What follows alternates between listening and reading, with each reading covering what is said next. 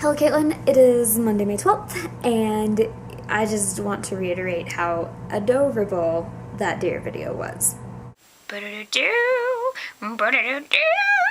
Today I want to talk to you about Lemonade Mouth, which I told you I was reading and was probably going to do a comparison vlog, so here it is. I was really quite surprised that I didn't know that it was a book first, being the Disney Channel original movie fanatic that I am, because I was just wandering through the library and I saw it on the shelf and I was like, what? And I had to read it, so it was okay. Like, it was decent. It was better than the movie in general, but I mean, I wouldn't like clamor to reread it or anything. So anyway, biggest differences are the instruments that they played. They played way cooler instruments in the book. Like, I want to hear the music from the book. Stella played the uke instead of the guitar. Wen played the trumpet instead of the piano.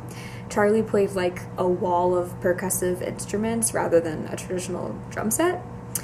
And Mo played string bass rather than the bass guitar. And Olivia had like a raspy voice and wasn't like a skinny blonde girl. The lyrics and stuff that he wrote out in the book were really cool too. They weren't cheesy determinate things, which are okay too.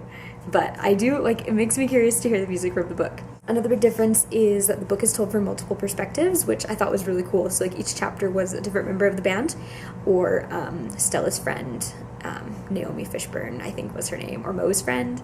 She was like on the newspaper committee, and so she had like gathered everything up. She's the one who kind of put the book together, where in the movie it's kind of Olivia who puts everything together. But yeah, they told from different members of the band, and at the concerts they kind of told different perspectives from people who were there attending the concert, which I thought was really cool. Speaking of Olivia, she's very, very private and closed off in the book.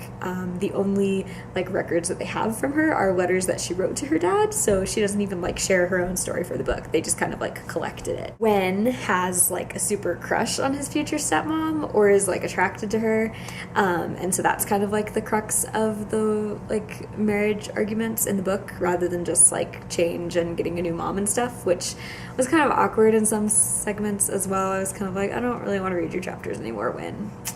But he and Olivia do end up together in the book, just like in the movie. Well, not just like, but similar too. Olivia has like a billion cats, by the way, not just one. Charlie has a dead twin brother rather than a perfect brother like in the movie. He has a brother who was stillborn, and he constantly hears his voice, the voice of his dead brother in his head, and he feels like he thinks about what if he was the one who had died and his brother had lived, and he probably would have been better and stuff like that, and his brother criticizes him and stuff. That's interesting. Mo doesn't, well, she gets a little bit more hung up on Scott than she does in the movie in the book. But she and Charlie end up together, which I liked a lot better. That was probably one of my biggest complaints with the movie, is that she didn't end up with Charlie, and she totally needed to end up with Charlie. So Stella is a little more hardcore in the book, which I enjoyed. She like shaves her head and dyes her hair fuzz green, which is great. Also, so like the culmination of the movie is them playing the highly improbable concert at Madison Square Gardens, where in the book they just all play at Wen's dad's wedding, which I thought was like way cuter, a little bit more cathartic to like, I don't know, just bring them all together, and Wen's finally okay with stuff and everybody's happy, and yeah, I just thought it was a better ending as well. There were like a few more differences, but nothing really major. You can read it if you want to. I basically told you everything that's mainly different, so